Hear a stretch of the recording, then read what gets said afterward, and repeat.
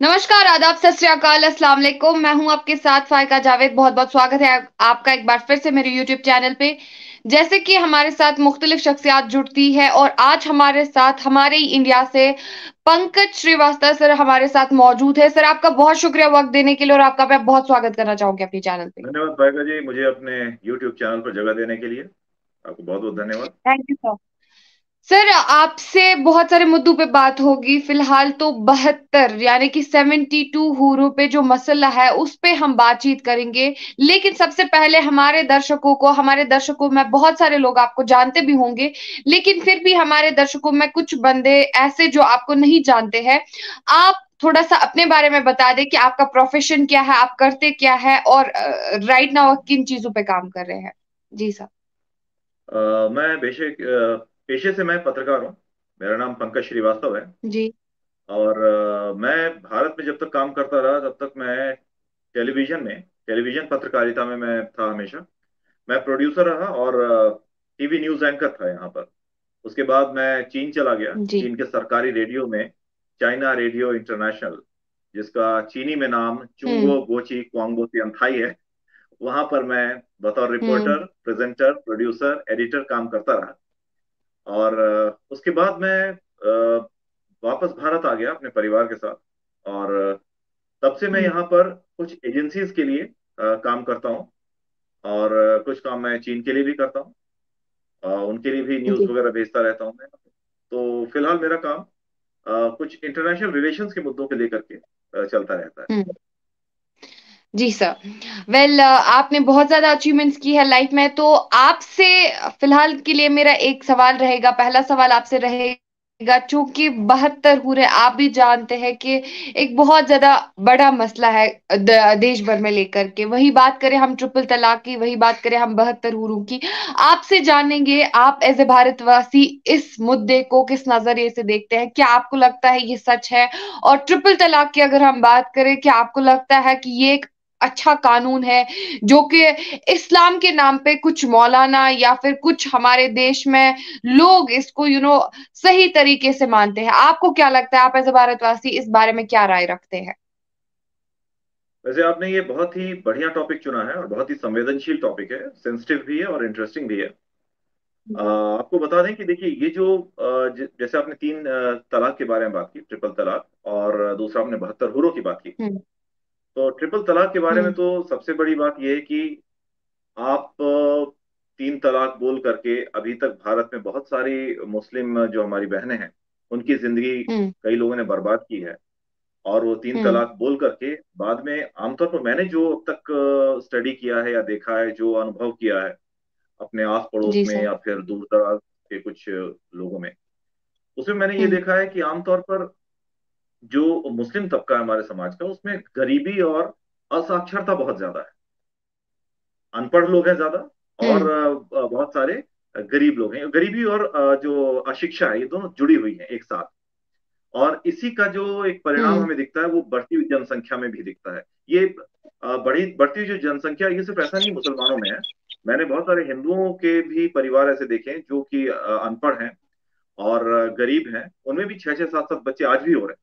ऐसा नहीं है कि सिर्फ मुसलमानों में, हिंदुओं में भी है ऐसा। तो ट्रिपल जी। तलाक की अगर बात करें तो ये एक बड़ी ऐसी कुप्रथा है। मतलब हमारे यहाँ जैसे हिंदुओं में हुँ, मैरिज जो है वो 7 जन्मों का साथ माना जाता है।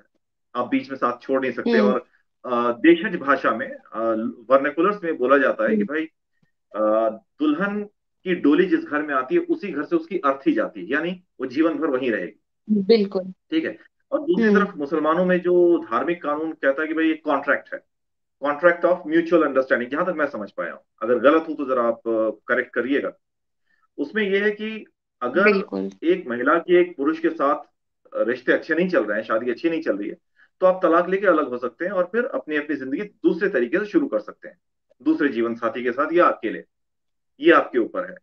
तो हुँ, ऐसे जो खराब रिश्ते हैं वो हिंदुओं में भी होते हैं, लेकिन हिंदू कानून में तलाक लेना बड़ा मुश्किल काम है।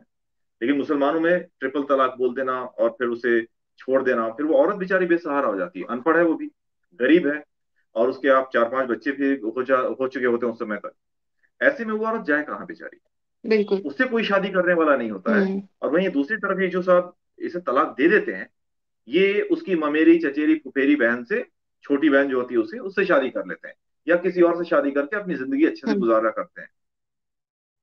और इससे क्या होता है कि औरतों में, जो मुस्लिम औरतें हैं, उनमें एक असुरक्षा की भावना रहती है। वो बहुत ज्यादा दब के रहती हैं अपने पतियों से, जो अभी तक मैं समझ पाया हूं।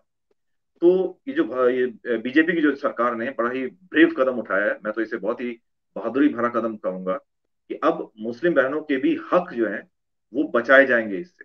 उन्हें कोई भी आदमी शादी करने के हम्म। बाद तुरंत तलाक देकर के छुटकारा नहीं पा सकेगा। ये क्या मतलब कितना घटिया कानून है कि आप जो धार्मिक नजरिए से जो कानून बना है, उसकी जो महत्ता है, उसका आप इस्तेमाल उस तरीके से नहीं कर रहे, बल्कि अपने स्वार्थ के लिए कर रहे हैं।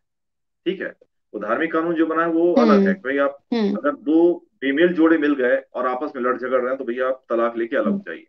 लेकिन यहाँ पर होता क्या है कि यहाँ हम्म। लालच है। यहाँ पर जो बीवी आपके साथ रह रही है वो बूढ़ी हो गई, तो आपने किसी जवान लड़की को देखा, उससे शादी करने के लिए इसे तलाक दे दिया। ऐसे केस बहुत हो रहे हैं। तो इसमें भारत सरकार ने जो अभी कानून पास किया है ट्रिपल तलाक को खत्म करने का, ये बहुत अच्छा कानून है। इससे इन महिलाओं हम्म। को एक इनमें आत्मविश्वास, एक सम्मान की भावना आएगी कि हम ऐसी वस्तु नहीं है जो हमें यूज करके फेंका जाए। हम भी इंसान हैं, हम्म। हमारे साथ भी वैसा ही बर्ताव किया जाएगा जैसा कि बाकी लोगों के साथ होता है। तो मेरी नजर में बहुत अच्छा कानून हम्म। है। और दुनिया के कई मुसलमान देश भी हैं जहां पर ये ट्रिपल तलाक नहीं चलता है। हम्म। मुझे एक नाम ध्यान आ रहा है, तुर्की हम्म। का। इसके अलावा भी और देश होंगे जहां पर कि ये ट्रिपल तलाक नहीं चलता है। तो हमने ये कदम बहुत देर से उठाया, लेकिन सही कदम उठाया। अब आगे देखिएगा, मुस्लिम समाज में हम्म। इसको लेकर के सुधार होने की बहुत ज्यादा संभावनाएं बढ़ जाएंगी। और आपने दूसरा सवाल किया था 72 हम्म। हूरों का। ये एक धार्मिक कानून है। मुसलमानों के बीच में धार्मिक कानून है कि आप अगर अच्छे काम करेंगे मरने के बाद, तो फिर आप 72 हूरें आपको मिलेंगी। ये एक तरह का लालच दिया जा रहा है। हम्म। लालच इस तरह का कि आप अच्छे काम करते रहिए, आपको 72 हूरें मिलेंगी। लेकिन मुझे समझ में नहीं आता है, यहाँ पर आप उसे बोल रहे हैं आप ईमानदारी से रहिए, आप आदर्शवादी जिंदगी जीते रहें, आप सबसे सदाचार का व्यवहार करें, किसी से धोखा ना करें, किसी के साथ कोई दुर्व्यवहार ना करें। और वहां जाकर के आप क्या करेंगे, 72 हूरें मिलेंगी। ठीक है, मर्दों के लिए तो बोल दिया 72 हूरें मिलेगी, लेकिन महिलाओं को क्या मिलेगा? महिलाओं के लिए कुछ नहीं बोला। हम्म। महिलाओं को 72 पुरुष नहीं मिलेंगे। वो कामदेव जैसे खूबसूरत, अश्विनी कुमारों जैसे खूबसूरत पुरुष नहीं मिलेंगे। वो उनके लिए मौलाना ने बोला आप उन 72 हूरों की सरदार बनेंगी। अरे यार, ये क्या बात हम्म। हुई? इसके ऊपर पहले भी कुछ लोगों ने सवाल किया। हालांकि ये एक बहुत ही पनिशमेंट और एनल्योरमेंट वाला एक कानून है, जो कि अ, वाकई मतलब मुझे बड़ा बेतुका सा लगा। वजह यह है कि मैं इन सब चीजों को नहीं मानता हूँ व्यक्तिगत तौर पर। मरने के बाद मैं कहाँ जाऊंगा मुझे नहीं मालूम। हमारे यहाँ स्वर्ग और नर्क का कॉन्सेप्ट है, वो भी इंसान को इंसान, आदमी को इंसान बनाने के लिए है। ये नहीं कि आप हैवान बन के हम्म। रहें। मतलब अगर कोई आदमी गलत काम करता है तो नरक में जाएगा, पता नहीं मरने के बाद हम कहाँ जाएंगे, क्या करेंगे, हमें नहीं मालूम। ठीक है, हम्म। लेकिन ये बात है कि आप इस तरह का जो एनवायरमेंट दे रहे हैं, हम्म। यहाँ तो आप सदाचार का जीवन जीते रहे, वहां पर अय्याशी भरा जीवन जिए। इसका क्या मुझे नहीं समझ में आया है कि ये जो 72 हूरें हैं आप लालच देके करवाना के चाह रहे हैं। और आतंकवादी संगठन जो है, जो हमारे देश में आतंकवादी संगठन है, ये क्या कर रहे हैं? ये दहशतगर्द तैयार कर रहे हैं। एक मिनट मुझे जरा रहे हैं, जो जो बेरोजगार और गरीब युवा हैं, मुस्लिम युवा, उन्हें अपने मकसद के लिए, अपने स्वार्थ भरे मकसद के लिए उनसे हम्म। दहशतगर्दी वाले काम करवाते हैं, खुदकुश बमबार बनाते हैं, हम्म। और खासकर काफिरों की हत्याएं करवाते हैं, और जरायम की दुनिया में भेजते हैं। जरायम क्या, वो तो आम आतंकवादी बना रहे हैं उन्हें। और फिर बोलते हैं कि भाई आप 72 हूरों के पास जाएंगे मरने के बाद। यहाँ तो उन्हें एक नहीं मिली, वहां जाके 72 मिलेगी। मतलब यहाँ अच्छे कर्म करो यार, यहाँ समाज में रहो, है ना, मेन स्ट्रीम समाज में रहो, अच्छे काम करो, कुछ योगदान दो हम्म। समाज में, पढ़ाई लिखाई अच्छे से करो। और ये खुदकुश बमबार बन के क्या करोगे? और ये जो है इसकी वजह से जो 72 हो रही, ये तो एक फिल्म बनी है अशोक पंडित और कोई संजय चौहान ने जिन्होंने बनाई है। ये लोगों का दिमाग हम्म। खोलने के लिए बनाई है कि भैया ऐसा कुछ नहीं है कि आप यहाँ बुरे कर्म करेंगे तो वहां जाके 72 हूरें मिलेंगी आपको। आप यहाँ जी। रह के अच्छे काम करिए। मतलब ये जो एक फॉली स्टेटमेंट दिया जा रहा है, एक उटोपियन दुनिया दिखाई जा रही है आपको कि साहब आप ऐसा करेंगे तो आपको वहां 72 हूरें मिलेंगी। मरने के बाद किसने हम्म। देखा है? मुझे नहीं मालूम कि मरने के बाद आदमी कहाँ जाता है, पुनर्जन्म होता है या फिर कयामत के दिन तक आदमी इंतजार करता है, किसी को नहीं मालूम। आप हम्म। अभी हैं, बस यही सच्चाई है। पीछे आपने जो काम किए हैं उसके आधार पर आज आप यहाँ खड़े हैं। आगे आप हम्म। अपने भविष्य को अच्छे से बनाएंगे तो उसके बाद का जीवन आपका और अच्छा होगा। आप 50 लोगों हम्म। को मार करके, बम से उड़ा करके जा रहे हैं 72 हो पाने, कौन देगा आपको 72 हो? और इसकी वजह से आपको सही बताऊं, मतलब जो देश और दुनिया में मुसलमानों का की जो बदनामी हो रही है, उसका अंदाजा आप पता नहीं लगा पा रही हैं या नहीं। सोशल मीडिया और फिर बाकी जो हमारे जो अखबार हैं और जो मैगजीन्स है उसमें जो खबरें छप रही हैं, और आस पड़ोस में आप बातें हम्म। करिए तो पता चलेगा आपको कि कितनी किस नजर से अब दुनिया मुसलमान समुदाय को देखने लगी है। पहले तो सिर्फ उन्हें हम्म। रूढ़िवादी और पिछड़ा वर्ग बताती थी कि समाज के गरीब तबके हैं, हम्म। पिछड़े लोग हैं और रूढ़िवादी हैं। अब 1900 हम्म। जब से जेकेएलएफ की स्थापना हुई 1987, जी। उसके बाद और फिर जब कश्मीर में आतंकवाद बढ़ा और फिर देश भर हम्म। में कई धमाके होने लगे जिसमें मुस्लिम तंजीमों का हाथ सामने आया, उसके बाद से हम्म। इनका नाम एक दहशतगर्द और हिंसक समुदाय के रूप में भी कुख्यात हो गया। तो इससे क्या हो रहा है कि हम्म। वो जो एक तबका, बड़ा तबका मुसलमानों का शांत बैठा है, जिसका इससे कोई लेना देना नहीं है, हाशिए पर वो भी जा रहा है सिर्फ इन चंद हम्म। लोगों की वजह से। तो ये जो फिल्म है, ये लोगों के बीच में ये फिल्म इसलिए दिखाई जा रही है कि आप देख करके ये समझे कि भाई गलत काम करने के बाद 72 हुरें नहीं मिलने वाली हैं। और ये जो मौलाना लोग बरगला रहे हैं आपको, अपने बच्चों को विदेशों में पढ़ने के लिए भेज रहे हैं, उनके बच्चे कॉन्वेंट में पढ़ हम्म। रहे हैं, और आपको ये लोग लगा रहे हैं एग्जैक्टली। क्या बोलते हैं फिदाइन बना रहे हैं, शहीद बना रहे हैं, हम्म। 72 हुरें देने का आपको झांसा दे रहे हैं। तो उनका एक एक कॉकस बना हुआ है। वो चाहते हैं कि एक हम्म। पर्टिकुलर इलाके में वो रूल करें, भले ही धर्म के आधार पर या किसी हम्म। आधार पर। अपना रूल बनाने के बिल्कुल। लिए वो आपको बलि का बकरा बना रहे हम्म। देखिए, 72 हुरों के बारे में आपने जिक्र किया। बिल्कुल आपने बोला कि एक जाली साजिश है जो मौलाना द्वारा जो है हमारे इंडिया में फैलाई जा रही है। लेकिन आपसे जानेंगे, चूंकि एक मूवी भी बनी है 72 हुरों पे, बहुत सारी कंट्रोवर्सी हुई, चाहे अगर केरल स्टोरी की बात करें या फिर कश्मीर फाइल्स की बात करें, तो उन दो मूवीज पे भी हालांकि रियलिटी दिखाई गई थी, किसी भी तबके को, किसी भी रिलीजन को वहां पे बीच में नहीं लाया गया था। बस वहां पे रिलीजियस, कुछ रिलीजियस में जैसे कि खराब लोग भी होते हैं, गलत लोग भी होते हैं और सही लोग भी होते हैं, वही लोग दिखाने की कोशिश की गई थी। लेकिन वही सब रियलिटी दिखाने की कोशिश की गई थी। लेकिन हमारे देश में जितने भी मुसलमान हैं, आधे मुसलमान हैं, उनकी तरफ से जो है कंट्रोवर्सीज हुई। यहाँ पे चाहे असदुद्दीन ओवैसी की बात करें, तो आप भी जानते हैं कि हर बारी वो जो है कंट्रोवर्सी और प्रोपेगेंडा फैलाने में आगे होते हैं। और सेकंड थिंग, अगर अपने पड़ोसी मुल्क पाकिस्तान की बात करें, तो पाकिस्तान भी कभी भारत की टांग खिंचाई में पीछे नहीं रहता है। जो कि 72 हुरों पे ये मूवी हुई थी, या फिर यूसीसी, यूनिफॉर्म सिविल कोड के बारे में भी पाकिस्तान ने मुदाखलत की थी। हमारे पड़ोसी मुल्क ने ये बोला था कि मुसलमानों के साथ ज्यादती हो रही है इंडिया में, ये बस मुसलमानों को दबाने के लिए ये कानून बनाते हैं, ये बस मुसलमानों को नीचा दिखाने के लिए 72 हुरे, ट्रिपल तलाक और यूसीसी जैसे कानून बना रहे हैं। इस पे आप क्या कहना चाहोगे? इस पे आपकी क्या राय है? हैं। देखिए पाकिस्तान क्या कहता है, ये बात एकदम आप इसे खारिज कर दीजिए। पाकिस्तान को अपनी जी। लड़ाई खुद लड़ने दीजिए, वहां तो सिविल वॉर की कंडीशन बनी हुई है। और हम्म। जिन लोगों ने मजहब के बुनियाद पर एक मुल्क बनाया, और आज वो एक फेल्ड स्टेट के रूप में हम हमारे सामने खड़े हैं। दूसरी तरफ हमने एक ऐसा देश चुना जहां पर हम सभी को बराबरी का अधिकार मिला। और आज देखिए भारत हम्म। 5वीं सबसे बड़ी मईशत बना हुआ है, सबसे बड़ी इकोनॉमिक पावर जी। बना हुआ है, और हम प्रोग्रेस कर रहे हैं। हम्म। प्रोग्रेस में हम हम्म। दुनिया में सबसे आगे हैं इस समय। हमारी जो जीडीपी रेट है वो 6.8 या 6.8 है, जहां तक मेरा ख्याल है अभी। हम्म। तो हम सबसे तेजी से आगे बढ़ रहे हैं। अगर हमने भी धार्मिक कानून को लागू किया होता, किसी भी धार्मिक कानून को, तो हम अपने आप को बांध लेते, हम खुल करके नहीं उड़ हम्म। पाते। जी। धार्मिक कानून के आधार पर अगर आप देश चला रहे हैं, आप अपना जीवन किस तरह से जीते वो एक अलग चीज है, लेकिन अगर आप देश को चला रहे हैं, देश में पॉलिटी, सोसाइटी, इकोनॉमी, बहुत सारी चीजें होती हैं, science and technology, education, medical system, सब कुछ आता है इसमें। अगर आप इन सब चीजों को भी धार्मिक दायरे में बांध देंगे, आप कहाँ आगे बढ़ सकते हैं? मतलब एक परिंदे को आपने पकड़ा, उसके पंख बांध दिए, बोले उड़ो, ऐसे नहीं हो सकता है। हम्म। पाकिस्तान जो बोल रहा है उसकी बात छोड़ दीजिए। दूसरी बात आपने जो ये की कि सवाल क्या था आपका? आप एक जी, बार सवाल जरा बहुत सारे दोहरा दें। लोग हमारे देश में भी है, जैसे अवस असदुद्दीन जी ओवैसी की बात करें, या फिर और जैसे ऐसे ही मुसलमानों की बात करें जो देश में प्रोपेगेंडा फैलाना चाहते हैं, जो जी, देश में इस हिंदुत्व पर मैं आ करना रहा हूँ। चाहते हैं, हिंदू जी जी मुस्लिम को लड़वाना चाहते हैं। जी। जी। देखिए तो उनके असदुद्दीन बारे में ओवैसी आपकी क्या साहब ने, राय है? आपको क्या लगता है ये लोग? जी, जी। असदुद्दीन ओवैसी साहब जो है वो अपने उन्होंने AIMIM पार्टी बनाई है, वो उस पार्टी के एजेंडे के तहत काम कर रहे हैं, इसलिए उनके बारे में छोड़ दीजिए वो क्या बोलते हैं। उससे बहुत सारे लोगों को फर्क नहीं पड़ता, जो चंद अनपढ़ और जाहिल लोग हैं बस वही उनकी बातों को मानते हैं, और कुछ लोग अपने राजनीतिक करियर को चमकाने के लिए उनके साथ जुड़ गए हैं।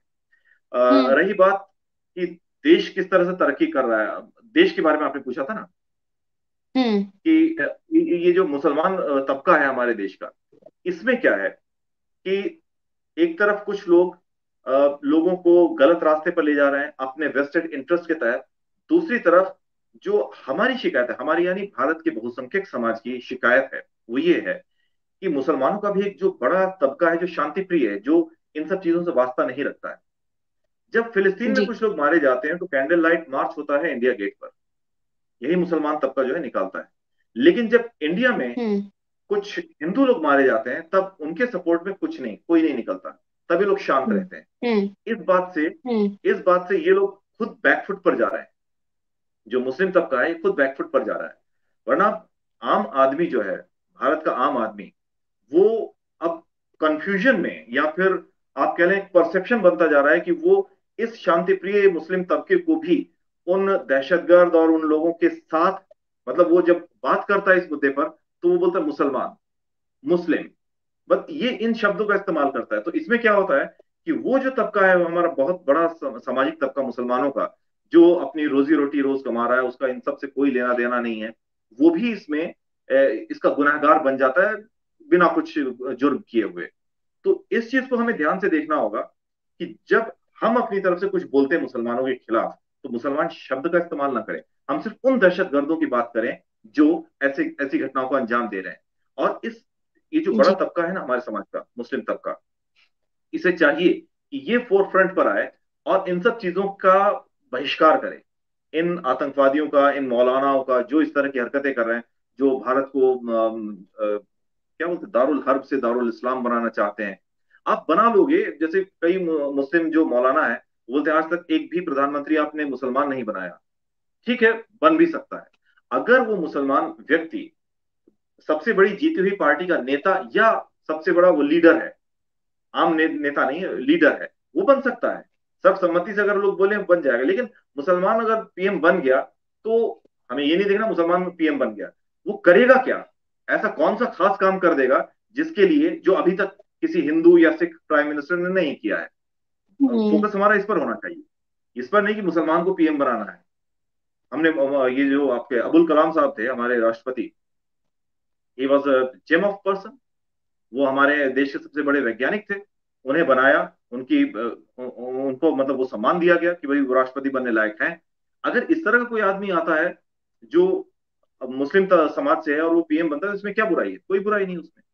लेकिन हम्म। आप PM बनने के बाद करेंगे क्या, ऐसा कौन सा काम करेंगे जो अभी तक के PM ने नहीं किया है, फोकस इस पर होना हम्म। चाहिए। दूसरी तरफ बिल्कुल। ये जो मेन स्ट्रीम मुस्लिम तबका है हमारे समाज का, ये इसे आगे आकर के इन भटके हुए नौजवानों को जो आतंकवाद फैला रहे हैं और जो विदेशों से पैसा मौलानाओं के पास आ रहा है, और ये लव जिहाद जैसे केस कर रहे हैं, जमीन को हथिया रहे हैं मजार वगैरह बना करके, इनका इन लोगों को ही बहिष्कार करना चाहिए और इनकी इनकी मुखालफत करनी चाहिए। ऐसा बड़े हम्म। स्तर पर नहीं हो रहा है। कुछ लोग हैं, हम्म। कुछ मुस्लिम स्कॉलर्स हैं, कुछ मुस्लिम जो एक्टिविस्ट हैं, वो आ रहे हैं आगे, आकर के इन लोगों को रोक रहे हैं, लेकिन इन कुछ लोगों से काम नहीं चलेगा जब तक कि एक मेजोरिटी समुदाय जो है वो आकर के, इस समुदाय की मेजोरिटी जो वो है वो आगे आकर के इन्हें रोकती नहीं। तो इसके लिए इन सबको मिलकर के काम करना होगा।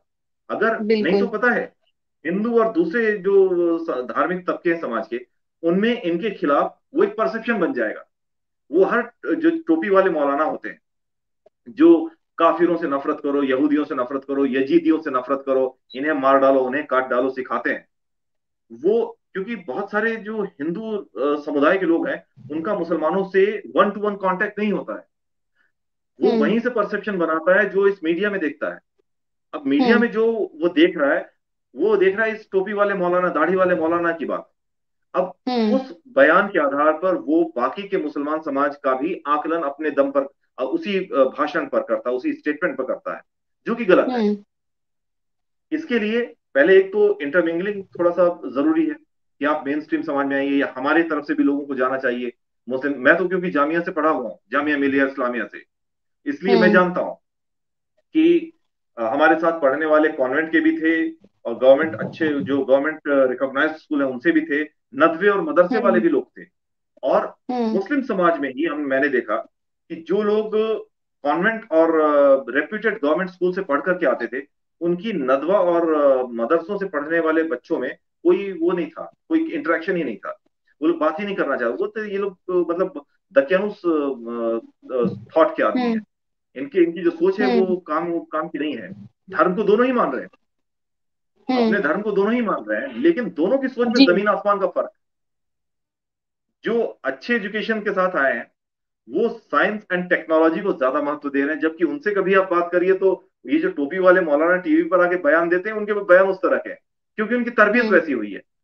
हम्म। तो इसलिए मतलब ये है कि मेन स्ट्रीम जो मुस्लिम तबका है, उसे आकर के ये जो पिछड़ा वर्ग है समाज का, पसमानदा जिसे आप कहते हैं, इसके अपलिफ्टमेंट जरूर कुछ करना चाहिए, बड़े पैमाने पर करना चाहिए। और इनकी शिक्षा दीक्षा मदरसे और नदवे में नहीं, मेन स्ट्रीम स्कूल में होनी चाहिए।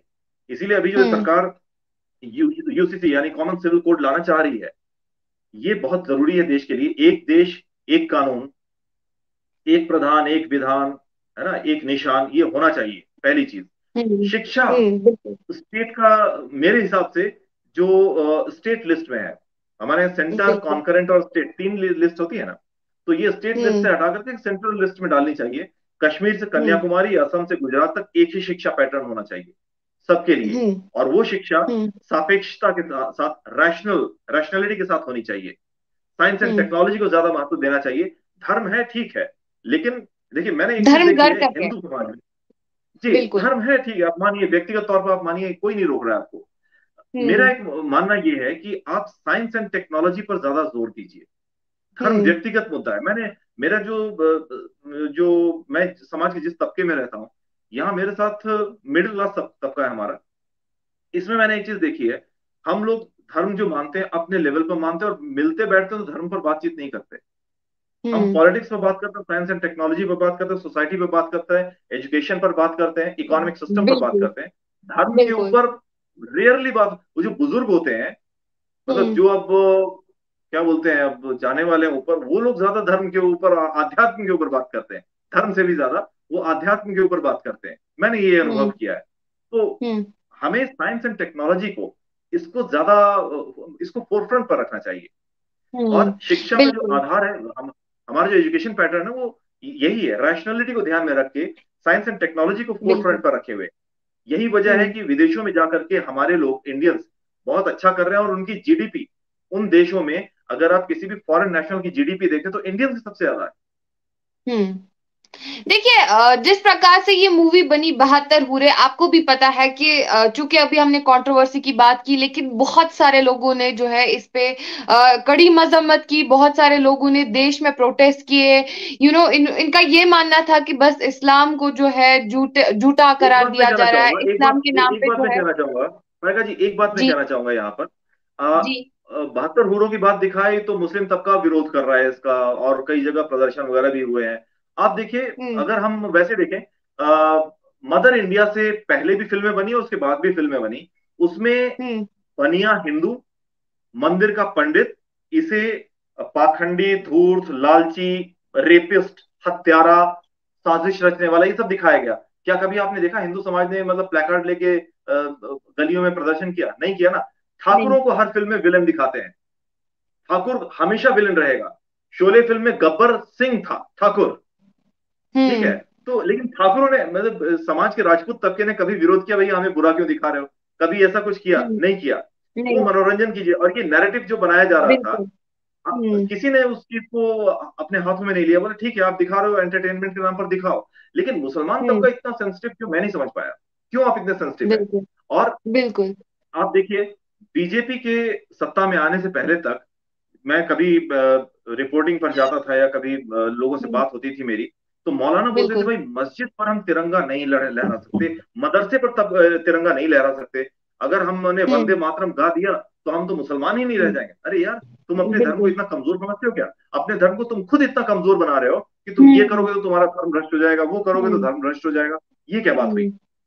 है ना? बिल्कुल। हमारे यहाँ बिल्कुल, ये बात हिंदू बिल्कुल मजार पर सही है, जाते हैं। आपने बिल्कुल सही बात कही। जब भी मुसलमानों का मसला आता है, जब भी हिंदुओं का मसला आता है, तो मैंने भी ये चीज खुद पर्सनली नोटिस की है। हिंदू तबके में जो है, बहुत सारे लोग शांत बैठते हैं। चूंकि पीके भी बनी, चूंकि बहुत सारी ऐसी मूवीज बनी जहां पे हिंदू लोगों के कुछ डाउन, उनका भी कुछ साइड दिखाया गया, जो ग्रे साइड था उनका वो, लेकिन हिंदू लोगों ने कभी कुछ इस बारे में कुछ नहीं कहा, क्योंकि अच्छे बुरे लोग हर तबके में होते हैं। लेकिन जब बात मुसलमानों की आती है, चाहे वो केरल स्टोरी की बात हो या फिर कश्मीर फाइल्स की बात हो, तो मुसलमान हमेशा ही, कुछ मुसलमान हम कह सकते हैं, हम जो भी देश में प्रोपेगेंडा फैलाना चाहते हैं, जो देश में दहशत फैलाना चाहते हैं। और आज भी सेम यही हुआ जब 72 पे एक इंफॉर्मेटिव मूवी बनी। ये एक इंफॉर्मेटिव मूवी थी और ये बच्चों को देखनी भी चाहिए। जब ये मूवी बनी तो आपने भी देखा होगा कि मुसलमान तबके ने किस कदर प्रोटेस्ट किया, इवन की बताया जा रहा है कि डायरेक्टर के खिलाफ जो पुलिस कंप्लेंट्स तक दर्ज करी गई। तो आपको क्या लगता है, ऐसे मुसलमान जो आए दिन देश के हालात खराब करते हैं, आए दिन जो है देश में दहशत फैलाते हैं, देश में प्रोटेस्ट हो रहे हैं, आपको नहीं लगता है कि इससे देश के हालात खराब होंगे और हमारी सरकार को उन जैसे लोगों के जो प्रोपेगेंडा फैलाते हैं, जो देश में दहशत फैलाते हैं, जो देश में टेररिज्म फैलाना चाहते हैं और जो देश में मुस्लिम और हिंदू सिख ईसाई को आपस में लड़वाना चाहते हैं, जो पाकिस्तान के एजेंडे पे काम करते हैं, आपको नहीं लगता हमारी गवर्नमेंट को उन लोगों के लिए कड़े स्टेप्स लेने चाहिए? आपने बिल्कुल सही कहा कि इन लोगों के खिलाफ सरकार को सख्त कदम लेना चाहिए, ये बहुत जरूरी है। दूसरी तरफ हम्म। एजुकेशन में रिफॉर्म की थोड़ी जरूरत इस वजह से है कि एजुकेशन को हम्म। स्टेट सब्जेक्ट से हटा करके सेंट्रल लिस्ट में लाना चाहिए, सेंटर की लिस्ट में हम्म। लाइए। और हम्म। यूनिफॉर्म एजुकेशन होनी चाहिए, हम्म। रैशनैलिटी के साथ एजुकेशन देना चाहिए। और उसके बाद आपको 12 साल इंतजार करना होगा, जो कि न्यू एजुकेशन सिस्टम के तहत एक बच्चा अगर आज पहली क्लास में गया है, 12 साल बाद वो 12th में पहुंचेगा और उसके बाद जब वो बाहर निकलेगा, तब आपको समाज में उसका असर दिखेगा। क्योंकि उस समय हम्म। तक तो हमारे ही जैसे लोग बाहर निकलेंगे स्कूल से, जो हम्म। समाज में कुछ लोग विरोध प्रदर्शन करने वाले हैं, छोटी छोटी बातों पर गुस्सा होने वाले हैं, सरकार से नाराज होने वाले लोग हैं।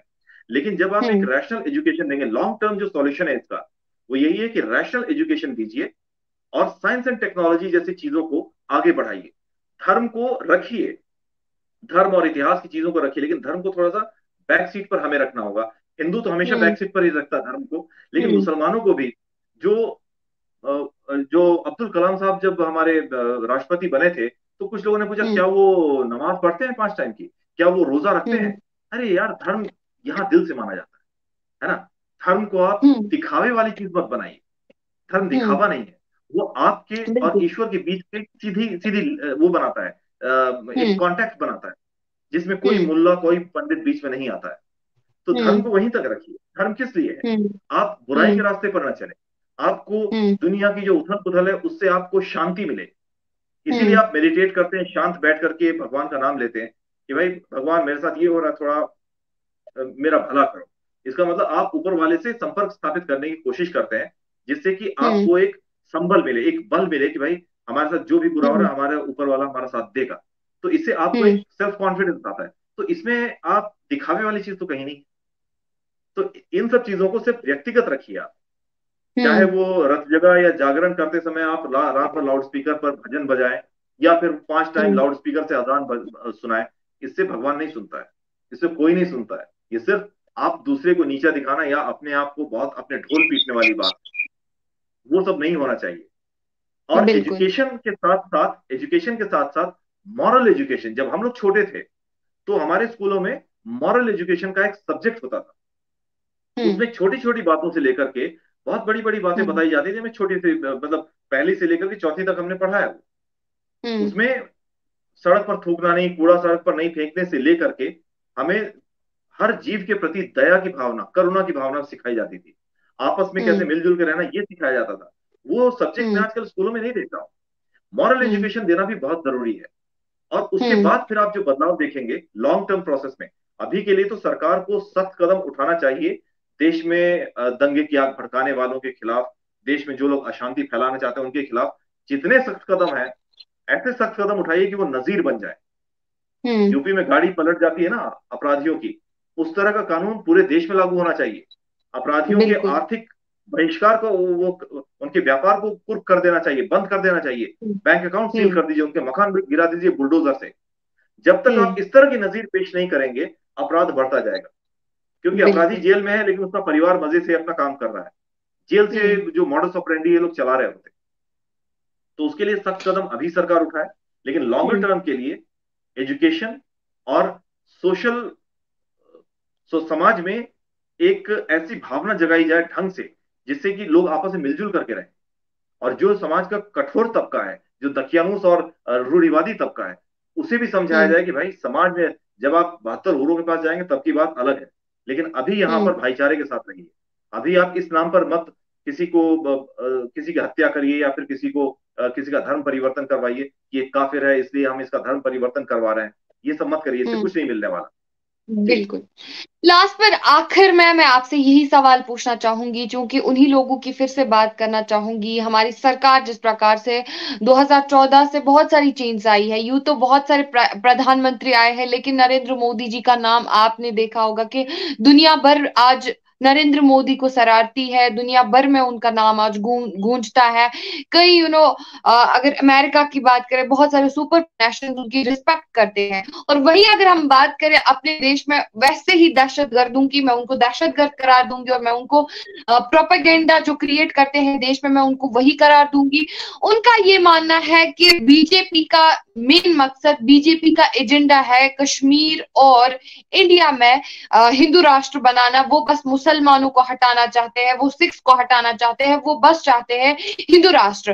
आपको क्या लगता है, आप एज ए भारतवासी, भारत के लैंड पे रह रहे हैं, भारत की सरजमीन पे रह रहे हैं, आपको कैसा लग रहा है कि बीजेपी का सच में ये एजेंडा है? कि कितनी सच्चाई है इस बात में, आपसे जानेंगे। आप देखिए, जब से मोदी जी भारत के प्रधानमंत्री बने हैं, उसके बाद से हमने जी। कितने हिंदू मुस्लिम दंगे देखे हैं। हमने बहुत। किसी भी ऐसे धर्म के लोगों के खिलाफ, या किसी भी हम्म। ऐसे जाति के लोगों के खिलाफ कोई ऐसा हम्म। एजेंडा देखा है जो चलाया जा रहा है? जैसा कि मोदी जी ने पहले ही कहा था कि सबका साथ सबका विकास। इसमें ना तो धर्म जी। बीच में आता है, ना जाति बीच में आती है, ना प्रांत, ना प्रदेश, कुछ नहीं। मतलब पूरे हम्म। भारतवासियों को, और जहां भी वो जाते हैं, मेरे 130 करोड़ देशवासियों, कभी हिंदू हम्म। मुसलमान कुछ नहीं किया उन्होंने। ठीक हम्म। है।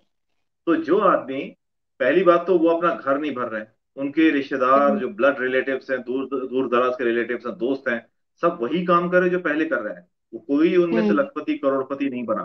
ना ही मोदी जी ने हम्म। कभी अपना घर भरा। एक दिन भी हम्म। छुट्टी नहीं ली 9 सालों में, एक दिन भी बिल्कुल। बीमार नहीं बिल्कुल। पड़े। हम्म। 18-18 घंटे जो आदमी काम कर रहा है देश के लिए, ठीक है, उसके बाद वो देशवासियों के लिए काम कर रहा है, वो अपने लिए काम नहीं कर रहा है। ऐसा नहीं कि हम्म। वो अपनी अपनी सत्ता चमकाने के लिए कुछ, उन्हें ये मालूम है अच्छा काम करेंगे तो रिजल्ट मिलेगा। ठीक है। और यही धर्म होना चाहिए हर राजनीतिज्ञ का। और वो इस धर्म को बहुत ही ईमानदारी से, बहुत ही मेहनत से निभा रहे हैं। तो यहाँ हम्म। पर उन्होंने कोई भेदभाव नहीं किया कि मैं हिंदुओं के लिए कर रहा हूँ, मुसलमानों के लिए कर रहा हूँ। आप देखिए, हम्म। जो गरीबों का इंश्योरेंस है, 1 रुपए जी। देकर के इंश्योरेंस, ये पहले जी। की किसी सरकार ने नहीं किया, सोचा भी नहीं। हम्म। गरीब हम्म। महिलाओं के लिए मुफ्त में और सब्सिडाइज रेट पर जो सिलेंडर मिल रहे गैस के, वो। उसके बाद हम्म। आयुष्मान भारत योजना, जिसमें कि जो मेडिकल इंश्योरेंस है। इसके बाद और भी जी। बहुत घर दिया लोगों को, घर दिया, बहुत सारे लोगों को घर दिया। उसके बाद टॉयलेट्स बनवाए, स्वच्छता की बात की। जी। प्रधानमंत्री लेवल का स्वच्छ आदमी भारत स्वच्छता की बात मिशन। कर रहा है हम्म। इस देश के लिए। अभी तक बहुत कुछ किया है। और उसके, जब से वो हम्म। आए हैं तब से एक बार भी हमने धार्मिक दंगे नहीं देखे। हम्म। इन्होंने इसके ऊपर भी रोक लगाई। और जो भी दोषी हम्म। हो, इसकी हम्म। भी साजिश करता हो, उसको सजा दी गई है। बिल्कुल। चाहे वो हम्म। हिंदू हो, मुसलमान हो, धर्म नहीं देखा गया। तो हम्म। ऐसा शासक हम्म। अभी 75 सालों में तो हमने देखा नहीं था। बिल्कुल। उम्मीद करते हैं कि इनके बाद जो आए वो इन इनसे, इन जैसे हो या इनसे और अच्छे हों। लेकिन वो बड़ा मुश्किल हम्म। काम है कि इतना कर्मठ आदमी, इतना बिल्कुल। मेहनती आदमी, इतना ईमानदार आदमी, हम्म। जो सिर्फ देश के हम्म। लिए काम करे। तो बिल्कुल। मोदी जी के ऊपर शक करना, या इनकी पार्टी पर शक करना, और देश के प्रति इनकी जो प्रतिबद्धता है उसके ऊपर शक करना सबसे बड़ी बेवकूफी है। और बिल्कुल। उसका नतीजा हमें दिख रहा है। नतीजा भी दिख हम्म। रहा है कि भारत जो है 5वीं हम्म। सबसे बड़ी अर्थव्यवस्था बन बैठा है। दुनिया की हम्म। सबसे ज्यादा तरक्की करने वाली हम्म। वाली अर्थव्यवस्था बन गया है। उसके बाद सबसे ज्यादा हम्म। स्टार्टअप्स हमारे देश में, सबसे हम्म। सबसे तेजी से बढ़ने वाले स्टार्टअप्स। हम नंबर हम्म। 3 पर है, अमेरिका, चीन और उसके बाद भारत। लेकिन हम्म। जिस तेजी से हमारे यहाँ स्टार्टअप्स बढ़ रहे हैं, इंफ्रास्ट्रक्चर अभी हम्म। हमारे यहाँ अमेरिका और चीन के लेवल का नहीं है, बिल्कुल। बावजूद इसके स्टार्टअप्स हमारे यहाँ बढ़ रहे हैं। तो वो जो तेजी है वो दिखा रही, बहुत जल्दी हम नंबर 1 स्टार्टअप भी होंगे। और आप हम्म। देखिएगा कि जो 2027 तक भारत, मोदी जी ने कहा है ना कि हम जापान से भी आगे निकलेंगे, मुझे लगता है कि हम्म। जापान से आगे और चीन के काफी करीब हम होंगे। जिस तेजी से हमारी बिल्कुल। अर्थव्यवस्था बढ़ रही है आगे, जितना बिल्कुल। फैक्ट्रीज हमारे यहाँ लग रही हैं, जितने विनिर्माण की हम्म। सुविधा हमारे यहाँ बढ़ रही बिल्कुल। है, जितने एफडीआईज आ हम्म। रहे हैं, सबसे ज्यादा एफडीआईज हमारे यहाँ है। मुझे भी वो आंकड़े याद नहीं, कल ही मैं बिल्कुल। एक न्यूज देख रहा था, सबसे ज्यादा एफडीआईज हमारे यहाँ है अभी, इस साल, पिछले साल भी। बिल्कुल। तो ये सब क्या इवन दिखा रहा इमार की है? डेवलपमेंट, इमार का एफडीआई प्रोजेक्ट, वो भी कश्मीर में ही सबसे पहला जो है, यहाँ पे ही होने वाली उसकी जी, इन्वेस्टमेंट। यूएई जी। इन्वेस्टमेंट कर रहा है आपके यहाँ, आपके प्रदेश में एग्जैक्टली। यूएई इन्वेस्टमेंट कर रहा है। अब देखिए, बिल्कुल। और उसके बाद से जब से धारा 370 हटी है, अच्छा 75 सालों में कोई भी सरकार ना तो सोच पाई, ना कर पाई, ना हिम्मत थी कि धारा हम्म। 370 हटा दें। वहां से धमकियां मिल बिल्कुल। रही थी कि अगर धारा हम्म। 370 हटी तो फिर वो तिरंगे को जनाजा देने वाले चार कंधे नहीं मिलेंगे। अब देखिए क्या हो गया, एग्जैक्टली। वहां हम्म। जाके बीजेपी की विरोधी पार्टी के नेता वहां जलसे कर रहे हैं, और उन्हीं के हम्म। खिलाफ कर रहे हैं जिन्होंने धारा 370 बिल्कुल। हटाई, उन्हीं के खिलाफ ये जलसे कर रहे हैं। अब बताइए, हम्म। इतना इतना माहौल इतना बदल गया। कहाँ तो पत्थरबाज होते थे जो सेना पर पत्थर मारते थे, आज वहां का युवा जो है वो हायर एजुकेशन लेकर के देश में अपना नाम कर रहा है। यही तो होना बिल्कुल। चाहिए था पहले भी। बिल्कुल। पहले दो दो तीन परिवार थे जिनके अंडर में जम्मू कश्मीर था। अब देखिए लद्दाख हम्म। अलग हो गया, जम्मू अलग, कश्मीर अलग, तो देखिए खानदानी राज कितनी खत्म आगे हो गया। तरक्की हो रही है। जी। बिल्कुल। अब देखिए मतलब बिल्कुल। यही होना चाहिए, लोकतंत्र का मतलब ये है, बिल्कुल। हमारे आपके जैसे आम लोगों की का सबसे पहले ध्यान रखा जाए, हमारे हम्म। उसके लिए सबसे हमारे फायदे के लिए काम किया जाए। तो यही काम कर रहे हैं मोदी बिल्कुल। जी। हम्म। तो बहुत शुक्रिया आपका वक्त देने के लिए, चूंकि आपने बहुत सारी रियलिस्टिक बातें बोली। और हाँ, बिल्कुल, मोदी जी जिस प्रकार से जम्मू कश्मीर और इंडिया के लिए काम कर रहे हैं, वाकई में जो है आज उनका नाम ग्लोबल लेवल पे लिया जा रहा है। It's because of their dedication only. जो जिस आदमी ने 9 साल में एक छुट्टी नहीं ली, जिस आदमी ने 18-18 घंटे दिन में अपनी कंट्री के लिए काम किया, तो जाहिर सी बात है ये उनकी ही मेहनत और लगन का नतीजा है। वेल, आपका भी बहुत शुक्रिया। 72 पे हमने बात की, ट्रिपल तलाक पे बात की, और क्या कुछ आपने रियलिस्टिक स्टोरीज, रियलिस्टिक फैक्ट्स बोले जो बिल्कुल ही सच थे। अपनी नॉलेज शेयर करने के लिए हमारे दर्शकों के साथ आपका बहुत शुक्रिया वक्त देने के लिए। ऐसे ही दर्शकों, हमारी यही कोशिश रहती है कि हम आपको ऐसे इंडिया की कुछ पर्सनालिटी से रूबरू कराए, कश्मीरियों से रूबरू कराए, और कश्मीर की ग्राउंड रियलिटी, जिसपे आमतौर पर पाकिस्तानियों के द्वारा प्रोपेगेंडे किए जाते थे, पाकिस्तानियों के द्वारा ये बोला जाता था कि कश्मीरी मुसलमानों के साथ जुल्म हो रहा है, कश्मीरी मुसलमान जो है एक पिस रहा है। लेकिन आज वही कश्मीरी मुसलमान आके, मुझ जैसे कश्मीरी मुसलमान आके ही सोशल मीडिया प्लेटफॉर्म्स पे, मीडिया पे आके खुल के बोल रहे हैं कि वो कितने ज्यादा सेफ है। वेल, आपका बहुत शुक्रिया सर, अगेन करना, thank you so much for joining us. बाकी ऐसे ही प्रोग्राम से आपको रूबरू कराते रहेंगे। तब तक के लिए जय हिंद, जय भारत, जय कश्मीर। धन्यवाद मुझे अपने शो में